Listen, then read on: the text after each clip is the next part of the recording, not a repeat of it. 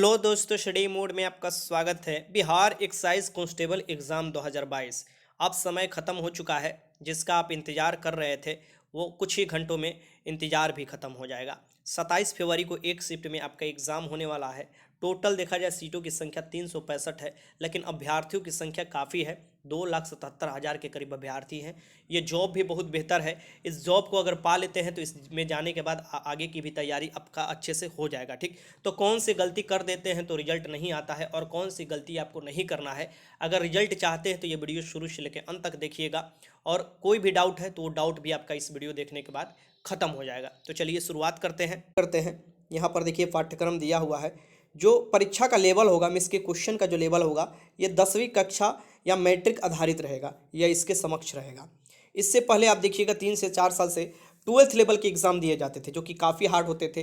तो ये नहीं है कि आपके एग्ज़ाम में जो क्वेश्चन आएंगे वो समझ में नहीं आएंगे, समझ में अब क्वेश्चन आपको पूरा आने वाला है। अब ये देखना है कि आप कितना क्वेश्चन अटेंड कर रहे हैं। यहाँ पर मैं आपको बता दूँ, टोटल 100 क्वेश्चन पूछे जाएंगे। आपके पास 2 घंटे का समय रहेगा ये 100 क्वेश्चन बनाने के लिए और बनाकर ओएमआर शीट में भरने के लिए। ठीक है, इसमें निगेटिव नहीं है, निगेटिव कोई नहीं है। तो टोटल क्वेश्चन आपको अटेंड करना है और 10वीं लेवल का क्वेश्चन होगा, जिसमें हिंदी का प्रश्न रहेगा, इंग्लिश का प्रश्न बेसिक रहेगा, गणित का प्रश्न फार्मूला बेसिस रहेगा। तो फार्मूला याद कर ले रहे तो गणित का सारा सवाल बन जाएगा। ठीक, सामाजिक विज्ञान जिसमें आप देखिएगा इतिहास, भूगोल, नागरिक शास्त्र और अर्थशास्त्र। यहाँ पर 4 साफ साफ दे दिया गया है कि सामाजिक विज्ञान से, इतिहास से प्रश्न रहेंगे, भूगोल से, नागरिक शास्त्र से और अर्थशास्त्र से। फिर विज्ञान में देखिएगा तो भौतिक विज्ञान, रसायन विज्ञान, प्राणी विज्ञान और वनस्पति विज्ञान से आपके प्रश्न पूछे जाएंगे। और 6ठे नंबर पॉइंट में सामान्य ज्ञान और सामाजिक मुद्दे से जो भी प्रश्न बनते हैं करेंट अफेयर से, वो आपके प्रश्न पूछे जाएंगे। ठीक, तो अच्छे से तैयारी आपका हो गया होगा। अभी आपका ज़्यादा माथा पेचिस नहीं करने की ज़रूरत है। रिवीजन करें तो रिवीजन कीजिए और अच्छे से आज रात को सोइएगा, कल कुछ भी नहीं पढ़िएगा, एग्जाम देने अच्छे से जाइएगा, क्योंकि कन्फ्यूज़न बन जाता है अगर लगातार एग्जाम के दिन भी आप पढ़ते रहिएगा तो। और नया चीज़ तो पक्का आपको कुछ नहीं पढ़ना है, बस जो भी फार्मूला होगा उसे ज़रूर देख लीजिएगा। ठीक, अब यहाँ पर मैं आपको बता दूं कि एग्जाम में 30% से कम कभी कट ऑफ नहीं बन सकता रिटन एग्जाम का, क्योंकि जो भी आप एग्जाम होते हैं उसमें दिया होता है कि 30% से अगर कोई अंक कम लाता है किसी भी कैटेगरी में हो तो उसे फेल घोषित कर दिया जाएगा। और फाइनल जो मेरिट बनेगा ये रिटन पर नहीं बनेगा, रिटन पासिंग होता है। आपको जो फाइनल मेरिट बनता है वो आपको फिजिकल में बनता है, जो कि 100 नंबर का फिजिकल होता है, 50 नंबर का दौड़ होगा, 25 नंबर का गोला फेंक और 25 नंबर का हाई जंप, इसमें आपको मेरिट बनता है। ठीक, अब यहाँ पर आपने एडमिट कार्ड जारी जो कर दिया गया है वो डाउनलोड किए होंगे। अभी एडमिट कार्ड आपके पास होना चाहिए, नहीं हो तो जाइए जल्दी से साइबर कैफे से निकाल लीजिए और सुरक्षित रखना है। एग्जाम के बाद भी एडमिट कार्ड अपना सुरक्षित रखना है। एडमिट कार्ड में आपको निकालिएगा तो बहुत से प्रावधान आपको उसमें दिए हुए निर्देश, इस निर्देश में आपको तीसरे नंबर निर्देश पर आपको आना होगा, जिसमें देखिएगा कि परीक्षा केंद्र में अपने साथ एक वैध फोटो पहचान पत्र जैसे आधार कार्ड, मतदाता पहचान पत्र या ड्राइवरी लाइसेंस आदि भी आवश्यक रखें, जिसे वीक्षक द्वारा मांगे जाने पर दिखाए। प्रातः 9 यहाँ देखिए 9:40 मतलब कि 9:40 के उपरांत परीक्षा कक्ष में प्रवेश नहीं दिया जाएगा। तो 9:40 के बाद आपको किसी को एंट्री नहीं मिलेगा।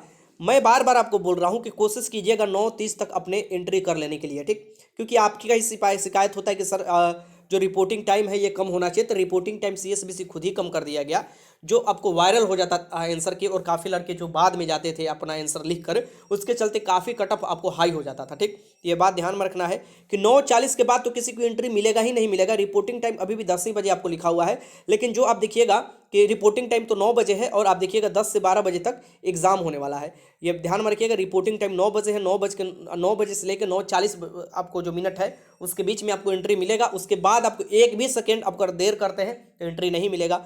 एग्जाम देते समय आपका ये एडमिट कार्ड होना चाहिए, दूसरी बात आधार कार्ड होना चाहिए, और तीसरे नंबर पर आपको क्या होना चाहिए, अपने साथ 2 फोटो या 3 फोटो लेकर जाइएगा। अगर चेहरा मैच नहीं करता है तो वो वहाँ पर आपको ले लिया जाता है फोटो। ठीक, और यहाँ पर देखिए सब चीज़ दिया हुआ है, और इसके साथ एक और महत्वपूर्ण निर्देश इसमें जोड़ दिया गया है। यहाँ पर देख सकते हैं कि ये देखिए ओएमआर उत्तर पत्र और हिंदी दिए गए प्रश्न पुस्तिका वीक्षक के सौंपे बिना कक्ष छोड़ने की अनुमति नहीं होगी। तो जो लोग आपको ओएमआर शीट का कार्बन कॉपी पीछे से निकाल लेते थे तो उनका रिजल्ट वैसे भी नहीं आता था, वो साफ साफ इसमें दे दिया गया है कि वैसा काम आप मत कीजिएगा। और परीक्षा के दौरान जो बायोमेट्रिक होता है उसमें जरूर आपका अंगूठा का निशान लिया जाएगा, आपका सिग्नेचर लिया जाएगा, फोटो लिया जाएगा। अगर इसमें आप आनाकानी करते हैं या बोलते हैं कि हम नहीं देंगे तो फिर फाइनल आपका जो सिलेक्शन होगा वो नहीं होगा और आपको इसके चलते दंड भी दिया जा सकता है। ठीक, फिर आपको कोविड-19 के सुरक्षा के लिए दृष्टि से ये जो उपबंध वहाँ पर किए गए हैं सोशल डिस्टेंसिंग की, ये तो मेंटेन रहेगा ही रहेगा।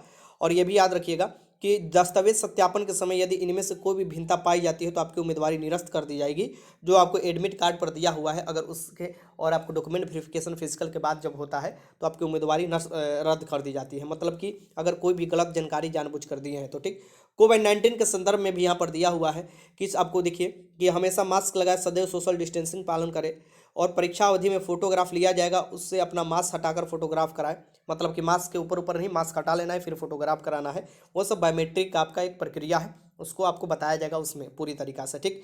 अब यहाँ पर देखिए कि ये जो रहा ये ओएमआर शीट रहा। यहाँ पर क्या होता है कि हिंदी इंग्लिश में आपका हेड राइटिंग जो बताया जाएगा वहाँ पर अगर कोई आपको डाउट होता है तो शिक्षक से ज़रूर पूछ लीजिएगा, ये ज़रूर लिखिएगा, क्योंकि हज़ारों स्टूडेंट इसी में फेल हो जाते हैं, अच्छा स्कोर कर कर भी फेल हो जाते हैं। और मैं तो गया हूँ एक तरफ इन्विजिलेटर के तौर पर, मैंने देखा है कि मेरे सामने बहुत से लड़के जो है वो फेल हो जाते हैं, ठीक, क्योंकि वो सिग्नेचर या ओएमआर शीट में क्वेश्चन बुकलेट नंबर गलती भर जाते हैं, फिर उनका एग्जाम में मन ही नहीं लगता है क्योंकि उनको पता है कि हमारा रिजल्ट नहीं आने वाला है, ठीक। ये गलती नहीं करना है। यहाँ पर देखिए ये जो है ये आपको रोल नंबर अच्छे से यहाँ ऊपर लिख लेना है और उसके नीचे वाला जो है वो भर लेना है। अगर कोई गलती होता है और ब्लेड उलेड आप लगाते हैं तो वैसे भी आपका रिजल्ट नहीं आएगा, और ब्लेड लगाइएगा वैसे भी आपका रिजल्ट नहीं आएगा। तो कोशिश कीजिएगा ब्लेड नहीं लगाने के लिए और वाइटनर नहीं लगाने के लिए, क्योंकि एक बार जब आप भरते हैं तो कार्बन कॉपी हो जाता है और वही मशीन चेक करता है, ठीक। अब पुस्तिका यहाँ देखिए क्वेश्चन बुकलेट नंबर भी ऊपर लिख लेना है और यहाँ पर भर लेना है। वही क्वेश्चन बुकलेट लिखना है जो आपको दिया रहता है, वो गलत नहीं लिखना है, गलत लिखिएगा तो फिर बाद में बाहर आपको कर दिया जाएगा, ठीक।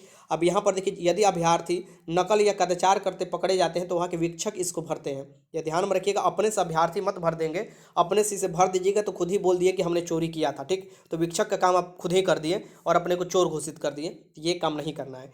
फिर आप देखिएगा कि जो वीक्षक होते हैं इन्विजिलेटर, उनका एकदम यहाँ पर एक सिग्नेचर करा लेना होगा और उसके बाद आपका जो हस्ताक्षर होगा ये यहाँ पर होगा, ठीक। तो ये अपना ये हस्ताक्षर यहाँ पर करना है और वीक्षक जो इन्विजिलेटर होते हैं यहाँ पर हस्ताक्षर करा लेना है, ठीक। फिर आप देखिएगा रोल नंबर यहाँ से आपका रोल नंबर देखिए कैसे भरा गया है। यहाँ पर जो रोल नंबर भरा जाएगा यहाँ पर देख सकते हो ऊपर लिख दिया गया है और ये नीचे उसके सामने सामने भर दिया गया है। ऐसे ही रोल नंबर भरा जाता है और क्वेश्चन बुकलेट नंबर भी यहाँ पर आप देख सकते हैं कि ऊपर भर दिया अंक लिख दिया गया है और ये सामने सामने लिखा जा रहा है, ठीक। यहाँ पर मैं आपको बता दूँ ये अंक वाला में अगर कोई डिफरेंट होता है तो कोई उतना नहीं चिंता है, लेकिन ये वाला गलती नहीं होना चाहिए, ठीक। ये वाला मान लीजिए माइनर अगर कोई मिस्टेक हो जा रहा है तो ठीक है, ये सब तो पढ़ लिया जाता था, ऐसे कोशिश कीजिएगा कोई भी मिस्टेक ना हो।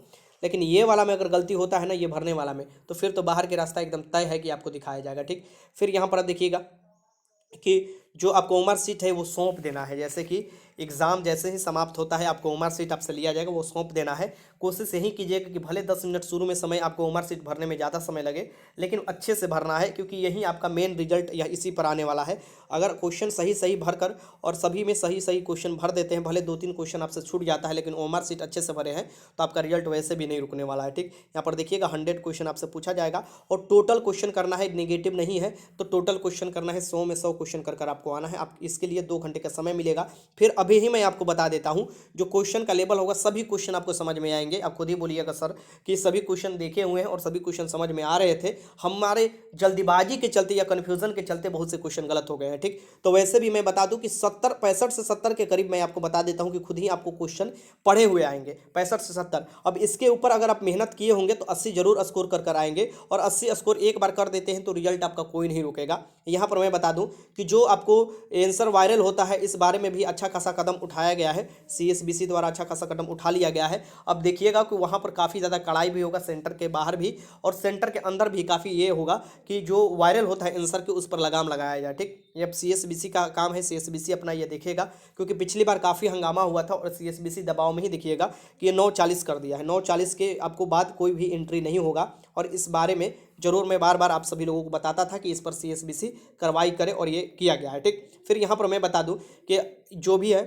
जैसे कि मेरा स्टडी मूड चैनल आप जानते हैं, इसके अबाउट सेक्शन में जाइएगा तो अबाउट सेक्शन में मैं नंबर भी दे रखा हूँ, ठीक। अगर कुछ भी होता है तो इस नंबर पर आप सेंड कर सकते हैं, मैं समय समय पर आवाज़ उठाते रहता हूँ, ठीक। यहाँ पर व्हाट्सएप आपको करना है, यही नंबर है, इसी नंबर पर आप व्हाट्सएप कर सकते हैं, इस बात को ध्यान में रखिएगा, ठीक। तो ये मेरा रहा।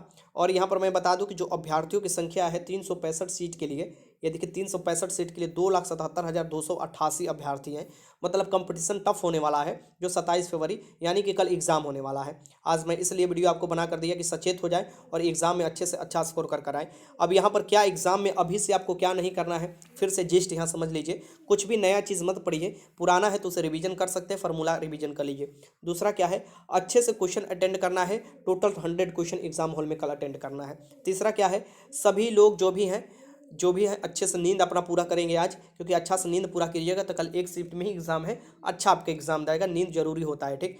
चौथा यहाँ पर मैं आपको बता देता हूँ, 9:40 जो समय दिया हुआ है, इससे पहले अपना एंट्री जरूर कर लीजिएगा। ये नहीं कि मोबाइल पर टुकुर टुकुर ताकते रहिएगा, कुछ आएगा भी नहीं और आपका एग्जाम भी खराब चला जाएगा, ठीक। फिर ओएमआर सीट को अच्छे से भरना है, क्योंकि फाइनल उसी पर आपका देखा जाता है, फाइनल वहीं चेक किया जाता है, मशीन में चेक किया जाता है, हाथ से नहीं चेक किया जाता है, ठीक। तो ओएमआर सीट भी अच्छे से भरना है। कोई भी गलती होता है तो बाद में ही आप बोलते रहिएगा कि मैंने स्कोर किया था और अब मेरा रिजल्ट नहीं आया तो बेईमानी हुआ है, ऐसा कुछ नहीं है। ओएमआर सीट में बहुत से लड़के गलत हो जाते हैं, हजारों ओएमआर सीट में लड़के बाहर होते हैं, तो उनमें से बहुत से लड़के अच्छा स्कोर कर भी बाहर हो जाते हैं, ठीक।